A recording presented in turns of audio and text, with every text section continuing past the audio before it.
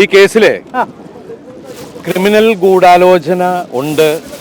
ആ ക്രിമിനൽ ഗൂഢാലോചന അന്വേഷിക്കണമെന്ന് മഞ്ജു പറഞ്ഞിടത്തുനിന്നാണ് എനിക്കെതിരെയുള്ള ഗൂഢാലോചന ആരംഭിച്ചത്.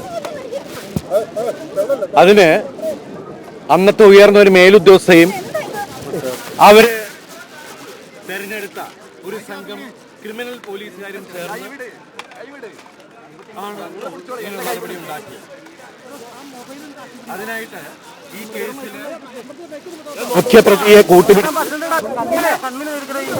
അയാളുടെ ജയിലിൽ ഉണ്ടായിരുന്ന കൂട്ടുപ്രതികളെയും കൂട്ടുപിടിച്ചിട്ട് ഈ പോലീസ് സംഘം ഒരു കള്ളക്കഥ മെനഞ്ഞെടുക്കുകയാണ് ചെയ്തത്. എന്നിട്ട് ഈ പോലീസ് സംഘം ചില മാധ്യമങ്ങളെയും അവർക്ക് ഒത്താശ ചെയ്തു കൊടുക്കുന്ന ചില മാധ്യമ പ്രവർത്തകരെയും കൂട്ടുപിടിച്ച് ഈ കള്ളക്കഥ സാമൂഹ്യ മാധ്യമങ്ങളിലൂടെ പ്രചരിപ്പിക്കുകയും ചെയ്യും. ഇന്ന് കോടതിയിൽ ഉണ്ടാക്കിയ കള്ളക്കഥ തകരുകയാണ് ചെയ്തത്. ഈ കേസിൽ യഥാർത്ഥ ഗൂഢാലോചന എന്ന് പറയുന്നത് എന്നെ പ്രതിയാക്കാനാണ്.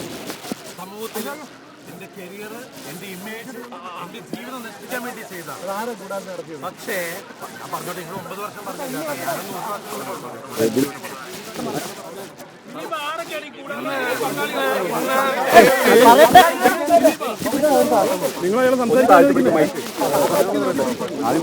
ഇന്ന് എനിക്ക് എന്റെ കൂടെ നിന്ന എല്ലാ കുടുംബാംഗങ്ങളോടും, എന്റെ സുഹൃത്തുക്കളും അവരുടെ കുടുംബങ്ങളോടും, അതുപോലെ എനിക്ക് വേണ്ടി കാണാത്ത കേൾക്കാത്ത ആളുകൾ ഒരുപാട് പേര്, കോടിക്കണക്കിന് ആൾക്കാരെ എനിക്ക് വേണ്ടി പ്രാർത്ഥിച്ചിട്ടുണ്ട്. അവരോടൊക്കെ ഞാൻ ആത്മാർത്ഥമായിട്ടുള്ള നന്ദി പറയുകയാണ്. അതുപോലെ ഈ 9 വർഷത്തോളം എനിക്ക് വേണ്ടി അഹോരാത്രം എനിക്ക് വേണ്ടി അത് ആത്മാർത്ഥമായിട്ട് ഡിഫെൻഡ് ചെയ്ത എൻ്റെ പ്രിയപ്പെട്ട ലോയേഴ്സ്, അതിൽ നിങ്ങൾക്ക് എല്ലാവർക്കും രാമപിള്ള സാർ, അദ്ദേഹത്തിന് ഞാൻ എൻ്റെ ജീവിതം കടപ്പാടും ആത്മാർത്ഥമായിട്ടുള്ള നന്ദി പറയുകയാണ്. അതുപോലെ അദ്ദേഹത്തിൻ്റെ കൂടെയുള്ള